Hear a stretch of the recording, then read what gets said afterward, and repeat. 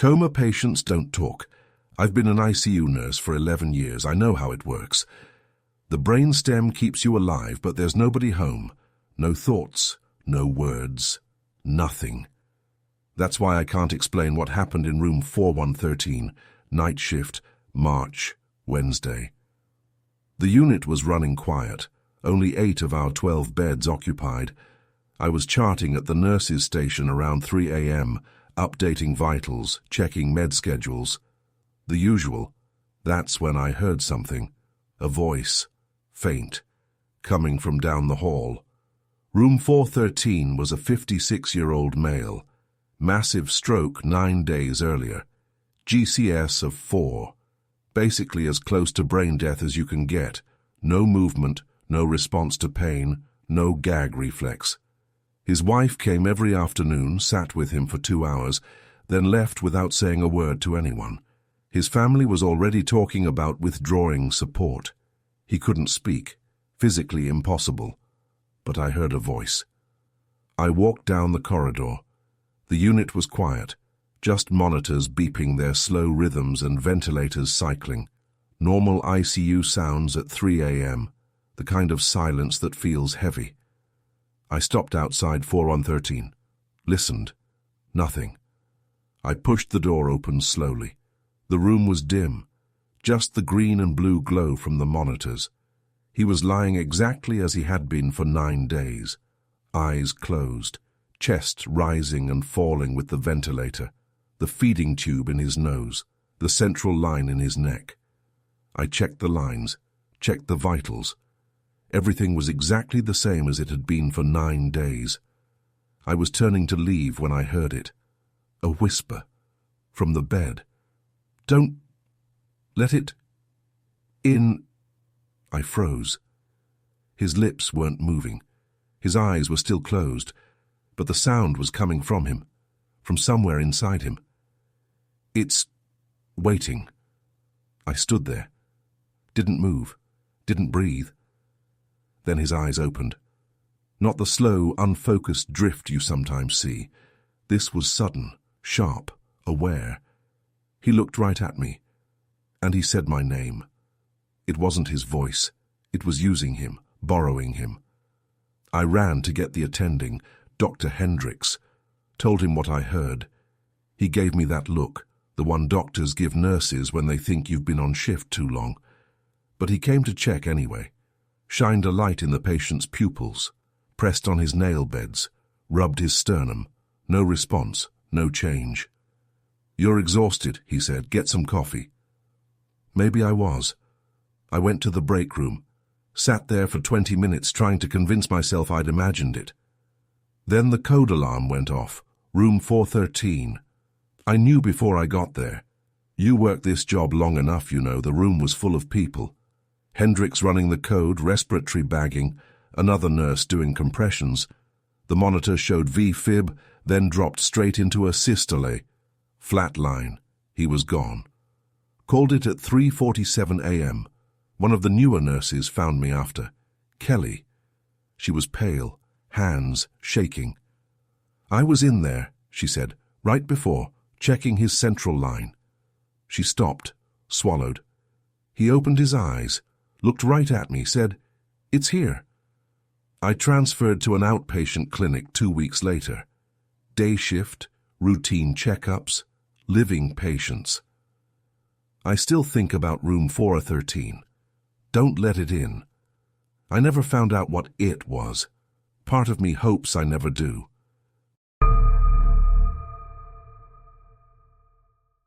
Eight years as a paramedic, hundreds of transports.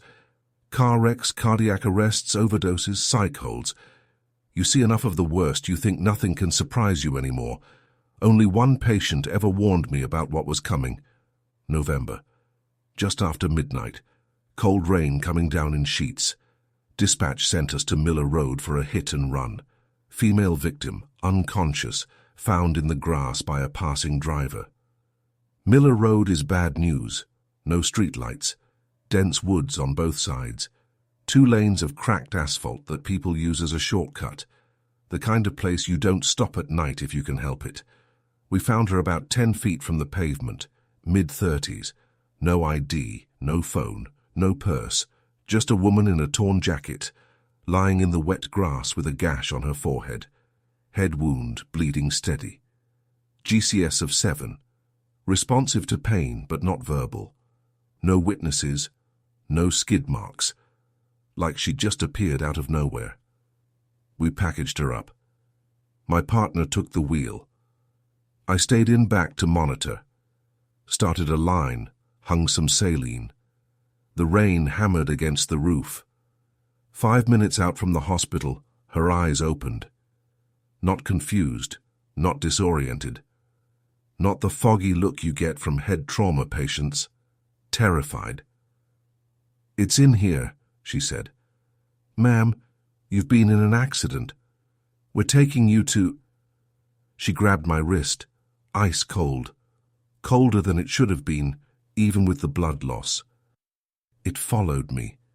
"It's in the ambulance right now." I tried to pull back. She held on. "I've been running for 3 days. You can only see it when you're alone. It only moves when you're not looking." The temperature in the cabin dropped. Fast. I could see my breath. "It's standing right behind you." Something shifted. Not in the ambulance. In me. Like a door opened somewhere in my chest. Something cold stepped through. Settled in. First contact. "It picks someone new when it's done with you," she said. "That's how it works. You pass it on, or it takes you." Her grip loosened. I tried to outrun it. "That's why I'm here. It pushed me into traffic." She looked at me, sad, resigned, like she was sorry for what she was about to do. "It's not here for me anymore." She didn't die because she'd been running for 3 days. She died because she finally found someone to hand it to. The monitor spiked, V-fib. I grabbed the pads, shocked her, started compressions, pushed epi, shocked her again. We worked her all the way to the ER, pronounced at 1:47 a.m. Never got her name. No ID ever found. That was 8 months ago. I still feel it sometimes when I'm alone, when it's quiet, when I stop moving long enough to notice. Cold breath on my neck, a presence just behind me. I turn around and nothing's there, but I know it's there. I stop checking my rearview mirror. I'm scared I'll see her sitting there. The morgue is always in the basement. Every hospital I've worked, they put it down there, out of sight, away from the living, below ground, like a preview of what's coming. I did security at St. Michael's for 3 years. Night shift, 11 p.m. to 7 a.m. While the rest of the world slept, I walked empty corridors and checked locked doors.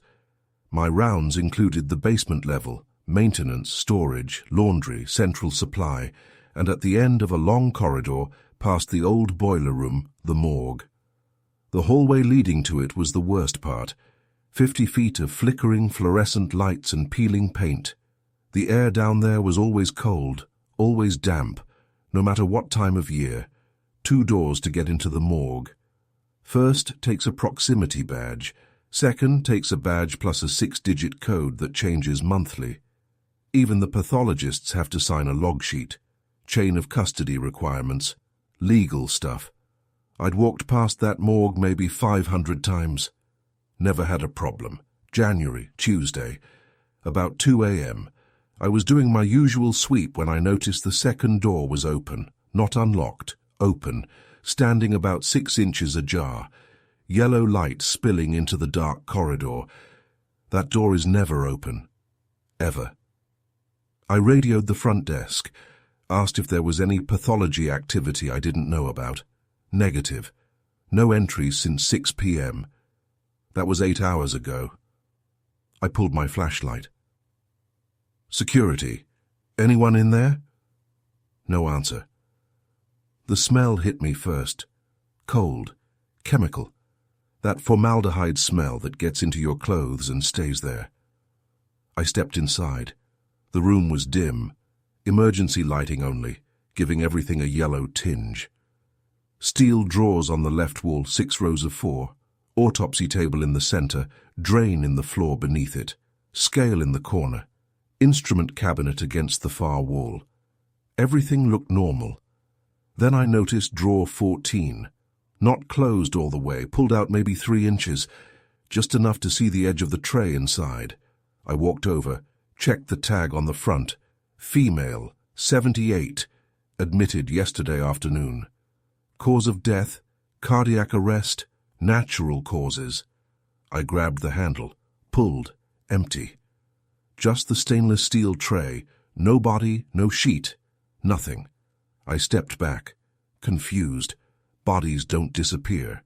There's paperwork, transport logs, signatures at every step. Then I heard breathing, behind me. Slow, wet, like someone with fluid in their lungs. I turned around. She was sitting on the autopsy table, naked, grey skin, liver spots on her arms, eyes wide open, staring at nothing, sitting upright, like she was waiting for someone. Her head turned toward me. Slow, mechanical, like a puppet on strings. Her mouth opened. Wrong room. The words came out wrong. Wet. Gargled. I ran. Didn't stop until I was in the parking lot. Called my supervisor from my car. Hands shaking so bad I could barely hold the phone. They sent 2 guards to check. Took them 20 minutes to get there. Found nothing. Drawer 14 was closed. Body was inside, exactly where it was supposed to be. Room was locked up tight. Everything normal. They pulled the security footage. 3 full seconds of static. Just 3. When it cleared, I was already running. But one frame, just one, showed something behind me, too tall, too dark. I quit that night. Didn't even finish my shift. I don't know what I saw. I don't know what was on that tape. I just know I wasn't alone down there.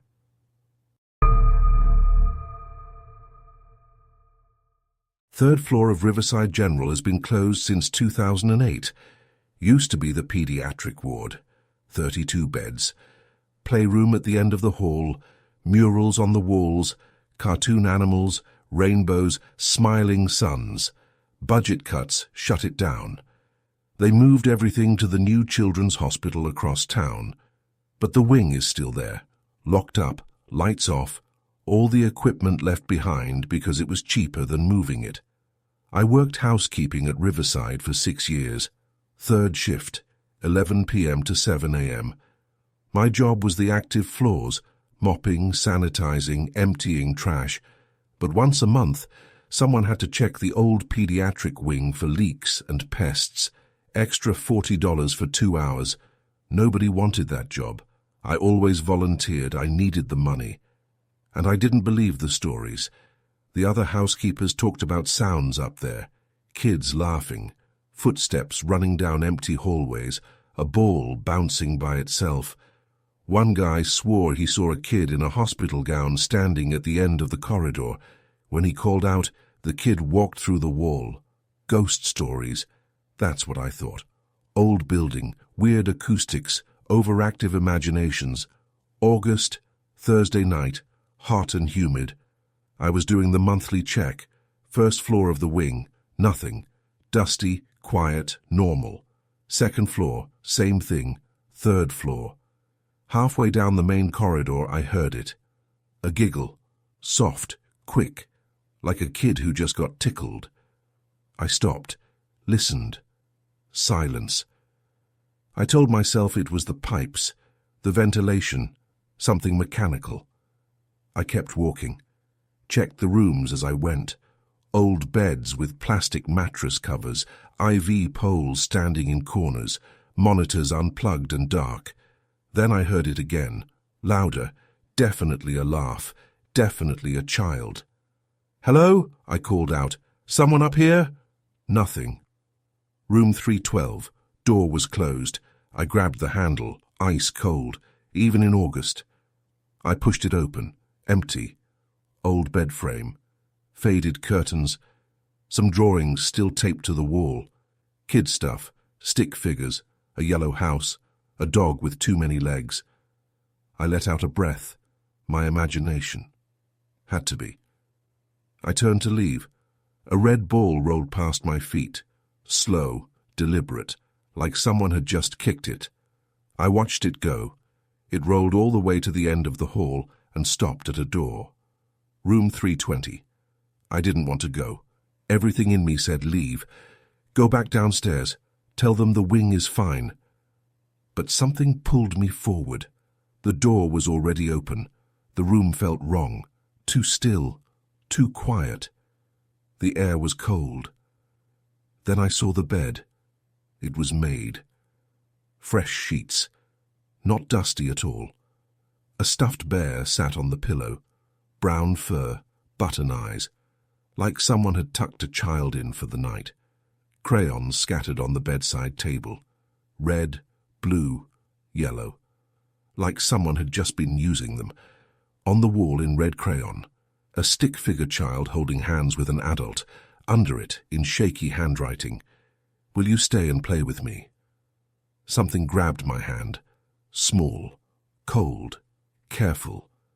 Fingers wrapping around mine. I looked down. Nothing there. But I felt it. A little hand, squeezing, holding on. I pulled away and ran. Next day, I asked one of the older nurses about room 320. She went quiet for a long time.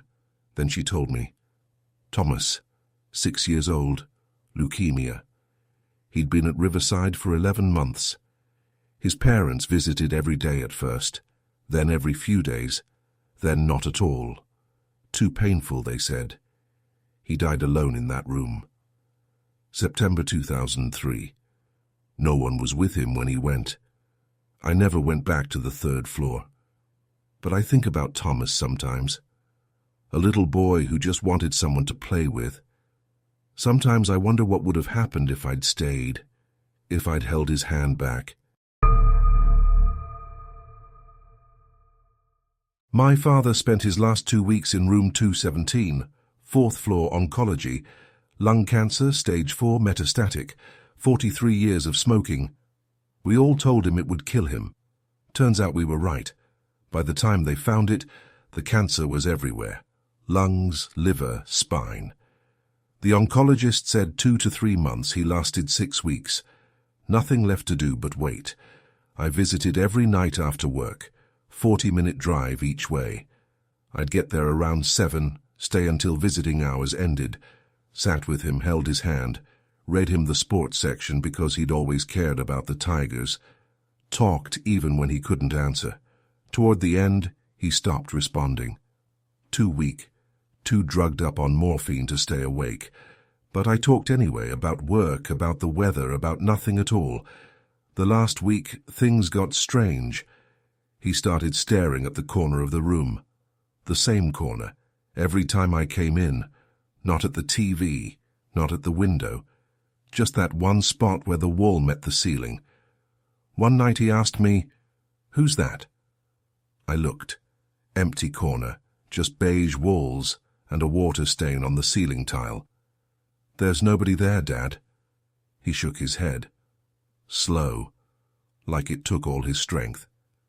He's been standing there for 2 days, just watching. The nurses said it was normal. Terminal patients see things. The brain does strange things when it's shutting down. I believed them. Until the next night. I was sitting next to his bed, holding his hand like always. He'd been quiet for hours. I thought he was asleep. Then he squeezed, hard, harder than he'd been able to in days. His eyes were wide, focused on something behind me. "Don't turn around," he whispered. The room went cold, fast, like someone opened a freezer door. "Dad, it's right behind you. Don't look at it." I could feel it, a presence, something standing just over my shoulder. The air got heavy, hard to breathe. I didn't move, didn't turn around. "What is it?" He was staring past me. His face was pale. "I don't know," he said, "but it's smiling." We sat like that for what felt like an hour. Me frozen in my chair, him watching whatever was behind me. Then his grip relaxed. "It's gone," he said. "For now." The next night he told me the rule. "Don't look at it," he said. His voice was barely a whisper. "That's how it gets closer." He died 3 days later. I was there when it happened, holding his hand. The monitors started beeping. Nurses came running in. Right before the end, he opened his eyes one last time, looked at me, then looked at the corner, and smiled. Not happy, just accepting, like he finally understood something. Then he was gone. I stayed in the room after they took him away, sat in the same chair, couldn't leave. That's when I made a mistake. I looked at the corner. For just a second, less than a heartbeat, I saw it. Tall, thin, darker than the shadows around it, standing exactly where my father had been staring, smiling. I blinked, and it was gone. That was 4 years ago. I still see it sometimes. Corner of my bedroom at night, end of a hallway at work, edge of my vision when I'm driving home, always watching, always smiling. My father tried to warn me. Don't look at it. That's how it gets closer. I should have listened. Every time I see it, it's a little closer.